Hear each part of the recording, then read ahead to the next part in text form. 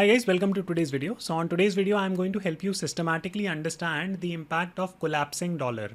One key question that is coming up right now is that, you know what, the US dollar is getting weakened. It is going to collapse.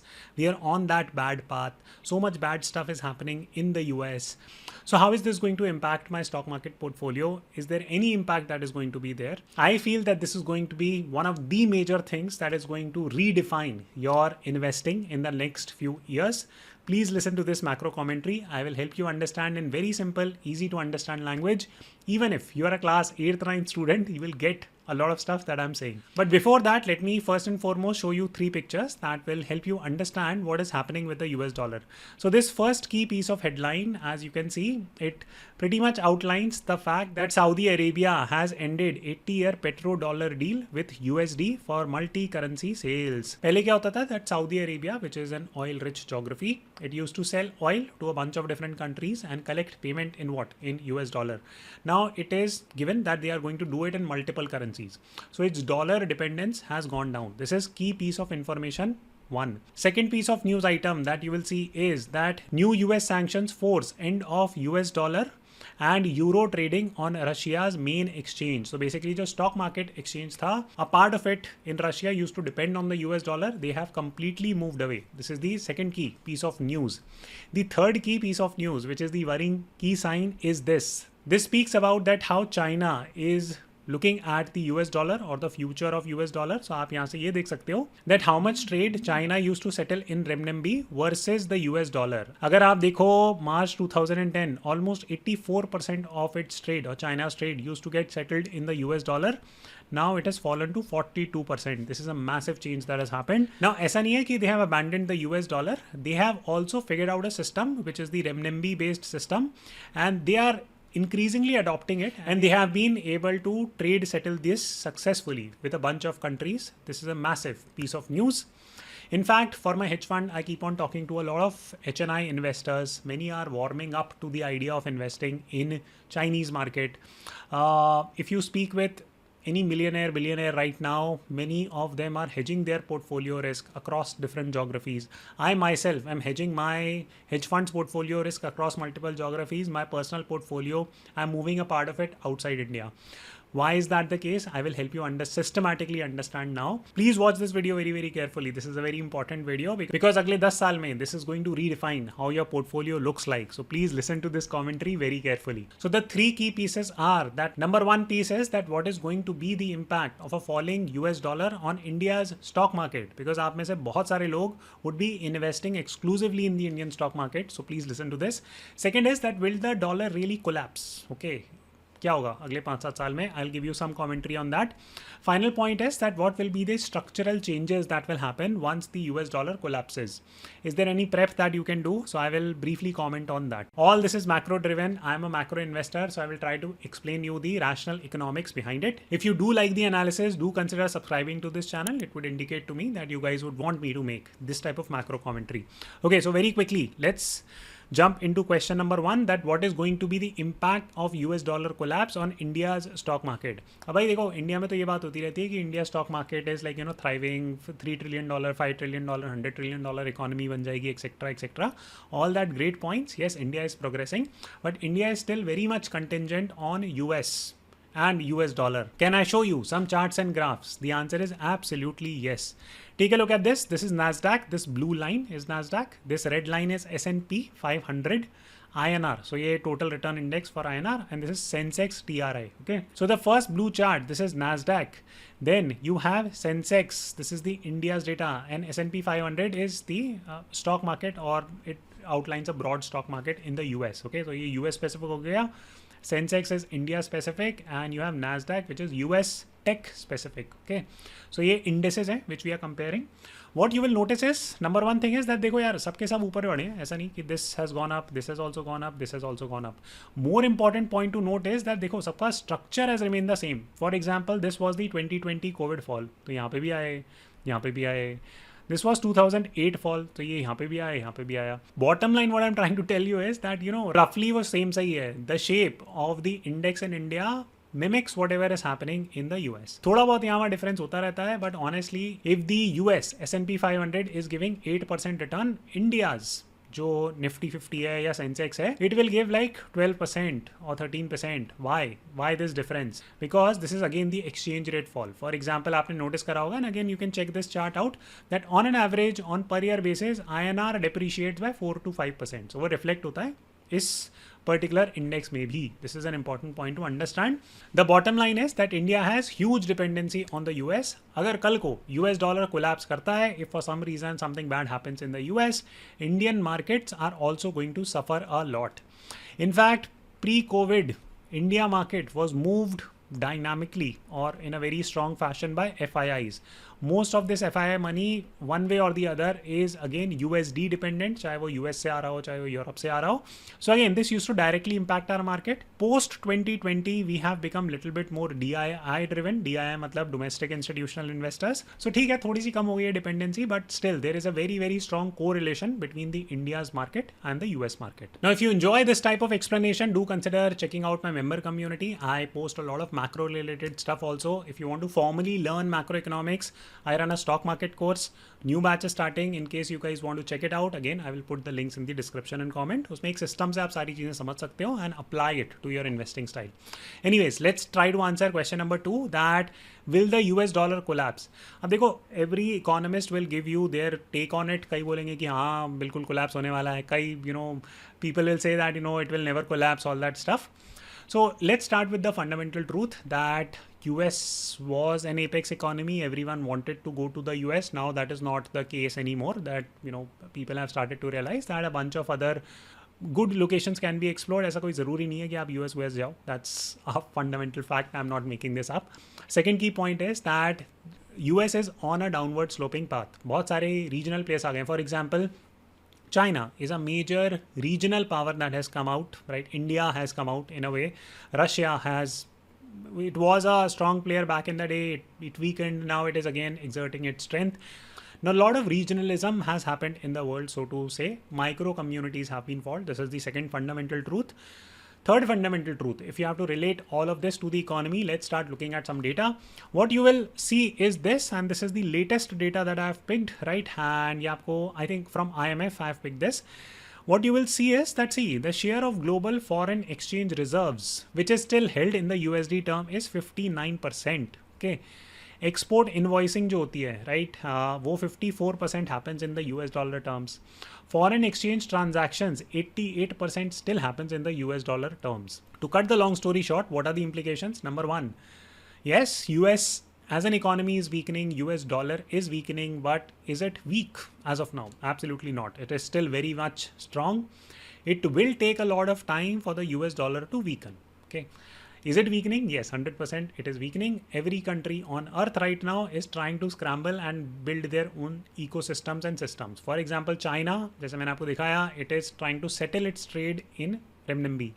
Similarly, Russia is moving towards gold as much as it possibly can. Some other countries, for example, El Salvador, it is moving towards Bitcoin. वहाँ पे Bitcoin legal कर दिया हमने, right? India, what is it doing? I'm not sure, but probably it will also build some system. People keep on speaking about कि BRICS currency आ जाएगी, ये हो जाएगा, वो हो जाएगा. I don't know how strong would that be, because in BRICS, some nation would want to take the apex position. They also understand कि भाई देखो हमने अपनी currency को आगे कर दिया. For example, China might think that. Then they will exert a lot of benefits. So which brings us to point number 3, that what changes are likely to happen once the US dollar falls and some currency or set of currencies replace the US dollar, so to say. Weaken the US dollar, take some dominance away from it. So let me just quickly explain you, and there are 7-8 key changes that are likely to be exhibited in the world going forward. So let me briefly comment on that. So the first key major change is very obvious, that instead of US dollar having almost 100% dominance, this dominance will spread to multiple series of currency. Just for example, renminbi will become one of the top currencies in the world going forward. It will gain more dominance. Maybe INR will also gain more dominance. Gold has already gained a lot of dominance. Bitcoin has already gained a little bit more dominance. So there will be a series or basket of currencies that will gain dominance. Okay. अब वो हम as nationalists we can point कि यार India का ज़्यादा हो जाएगा, China को contrast करेगा, all that stuff. I think that's a pointless debate. There will be a series of countries that will exert a lot of dominance. In countries की dominance बढ़ेगी. This is change number 1 that is likely to happen. Change number 2 that will happen is that the world is likely to trade less. Or rather, let me refine that statement. I think that the growth rate of trade will slow down. Now, why is that the case? Because there is no one underwriting the debt. Now, what is the meaning of underwriting the debt? See, basically, आप अमीर कैसे बनते हो? Now, you become rich in the world by taking a lot of debt. In fact, that is the fastest way of becoming rich. India के आप billionaires, millionaires देख लो, आधे से ज़्यादा debt में, okay?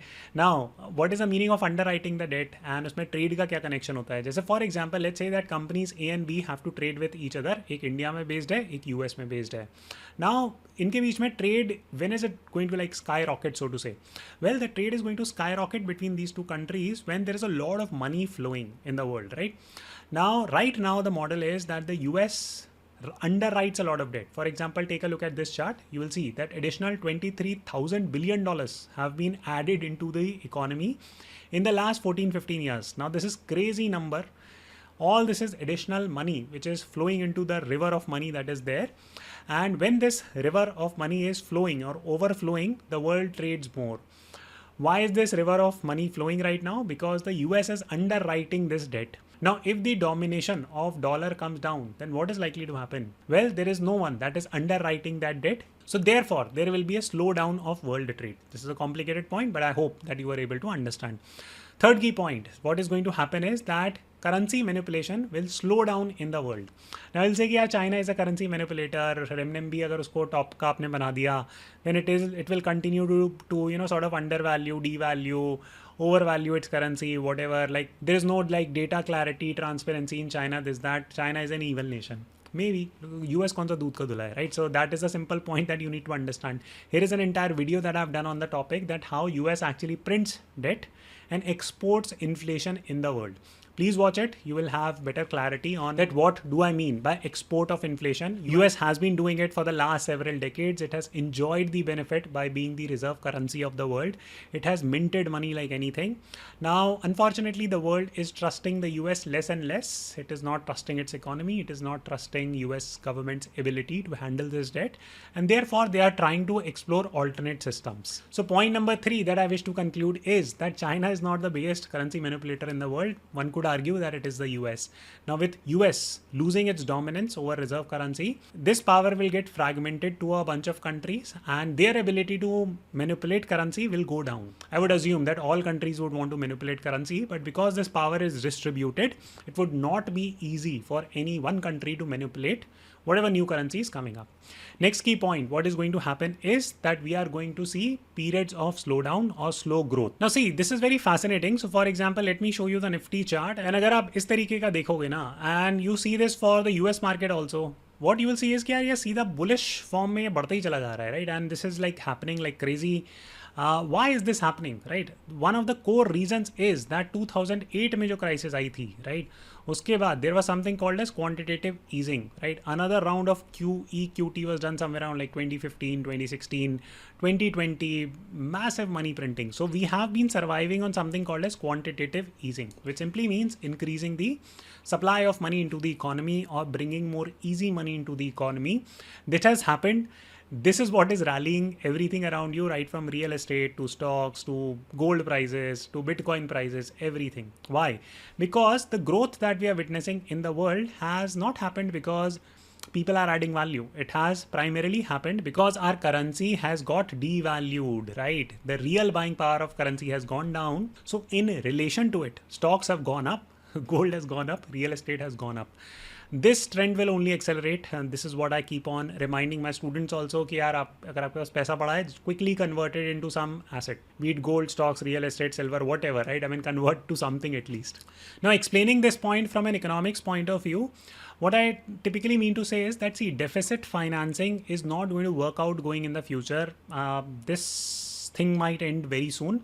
What is the meaning of deficit financing? Again, going back to this chart, basically, see, if any problem happens like 2008 or 2020, government's roadmap has been to print a lot of money and pump it into the economy. That is what the meaning of quantitative easing in very brute term would mean. This was done in 2008, this was done in 2020, and इसके बाद हमेशा rally आती है, right? Irrespective of whatever happens in the world. So just before COVID, the market was like around 12,400, 12,500, somewhere around that. just after COVID, when COVID hit, the market fell to roughly 8,000 mark, right? And then it was back to 15, 16,000. So by pre and post COVID, within like a 1 year gap when the world was not moving, the market actually grew by like whatever, 30, 40, 50%. Now that is absolutely crazy growth rate. Markets are artificially designed. It's not as if ki real growth हो रही है world में, therefore markets are growing. Markets grow because of deficit financing. So मैं आपको structurally provide कर देता हूँ थोड़ी सी more information on deficit financing. Deficit financing simply means this, that see, अगर सरकार के revenues, right, the government is making only $100, then technically it should not spend like more than $100, right? But this hardly ever happens. The government keeps on expensing, like if it is making $100, it will go and spend like $250. So this $150, 100 minus 250, $150 negative is your deficit, which is financed through what? In a way or indirectly through quantitative easing. This creates more inflation in the world or real inflation in the world. इस number को suppress करा जाता है कि 5% है, 6% है, all that stuff. No, it doesn't work like that. To cut the long story short, if the dollar collapses, this deficit financing will become harder and harder to do. If we have moved the reserve currency to multiple other currencies, as I was explaining earlier, that instead of one big powerful dollar, we have 3-4 other currencies. Manipulating that will become really tough. So therefore, deficit financing or doing deficit financing will also become tough. And therefore, we will see significant periods of slowdown. So the next key point is that as we move towards this structure where deficit financing will be harder to do, we will see a massive rise of inflation, right? So for example, if you're living in high cost of living societies in a way, for example, in India or Maharashtra, for example, Bombay is a high cost of living society, right? It's extremely expensive to live in Bombay compared to, let's say, Nasik. Okay. Now there you people will really witness like the brute of inflation, and therefore I'm not too bullish on like real estate market in metros, because I do feel that if this thing plays out, you'll see like creation of localized economy, right? So rather than people flocking to cities, people would create like their own micro hubs. Chances of that happening is quite high, and when the world trades less, people would move towards local economies, right? So that is, or local or self-sufficient economies. So therefore I feel that as we move towards this structure where deficit financing will become harder, there will be massive rise of inflation and massive rise of taxation. That is definitely going to happen, right? So these 2 points are not going anywhere. Fifth key point, that starting now, if you are putting your money in slow growth assets, and I keep on taking a lot of hate for this. So whenever I say that, PF, EPF are not investable products anymore. Investment का मतलब होता है आपने 100 रुपए डाले, you put 100 rupees and it preserves at least your wealth, right? I mean, the buying power of this 100 rupees would stay intact over the next 10-15 years. If EPF, PPF, etc. are growing at 8.5%, your segment inflation is easily 10%, then honestly, it's not even an asset anymore. It's not really growing in value. Now, I don't want to argue with people, tax बच जाता है, ये हो जाता है, वो, भाई, it's 8.5% return. If you're growing your money in this day and age at 8.5% return, in real terms, you're losing your money. That's plain and simple. Am I encouraging you to take risks? Yes. Is it my fault that I'm encouraging you to take risk? Absolutely not. This is what the monetary system is. Look for economics for what it is. It is your call what you want to do after that. I'm just helping you understand the reality. If you want, I'll make a video on this topic. Please don't prejudge me on this. I'll make a separate video. Maybe it will give you more clarity. Number 6, your options to buy real assets will get limited really fast. For example, right now there are good stocks, there is good real estate, there are good commodities. These are all real assets according to me. It will get harder and harder to buy good real assets. For example, जैसे 2 BHK एक average सा flat बहुत high दामों पे खरीदना is very easy, but if you have to scout a really good property, a good asset which is available at an okay price, sensible buying price, that's really tough. Similarly, the market is roughly at 24,000. Now buying stocks is very easy, but buying good stocks is becoming harder and harder. So what I'm trying to tell you is that buying real assets is going to become more and more challenging because there is a lot more price manipulation that will happen both in real estate and stocks. 7th, you will see rise of draconian taxation. Now, what is the meaning of draconian taxation? Draconian taxation का मतलब होता है कि ये नहीं कि आपका tax rate they have increased like 45-50%, something like this, because that can only be done up to a point. What happens is hidden taxation. For example, जैसे TDS, tax deducted at source लाया गया था in 2023 budget, where they said that, you know what, if you're transferring money outside India more than 7 lakhs, we will collect 20% TCS. This was tax collected at source. So we will collect 20% TCS. भाई ये आपका taxed पैसा है. This according to me is draconian in nature, right? आप taxed पैसे पे you are again being forced to put like 20% or block that 20% money for what exactly, right? So this is going to happen. Final point that I see is the rise of CBDC, central bank digital currencies. Basically, this is smart money from the government, where government can see literally wherever you are spending that money. They can literally look at this. Like for example, if this is 500 rupee note, it will have a tracking number. Jaise, who's that Z News guy's name? Sudhir Chaudhary, right? So he was talking about like nano chips in 2000 rupee note or something like this. So something like this, right? I mean, you can imagine that every piece of money that you have, it will have a very clear tracking history, who had it, where it went, so on and so forth. Tracking this money is going to be critical for the government. I see that this is going to play out. In summary, right, if I have to quickly summarize, the fall of US dollar has happened. A lot of countries are moving away. China, Russia seems to be the primary contenders right now. They are already building that system. It is going to have massive impact on you. It is going to impact your investment portfolio quite aggressively. This change will be slow. It might take, I don't know, 40, 50 years, something like this. But the change is already creating an impact on your investing style. For example, slow moving assets which are like generating 8.5%, it just does not make any sense anymore, right? You have to take higher risk with your money. There is just no other option. I don't like it, but this is where we are.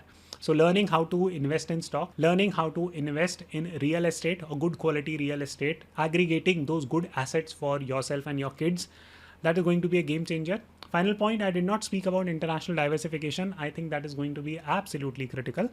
Maybe another video I'll do, but I hope you enjoyed this brief commentary. If you did, do press the like button and I'll see you soon.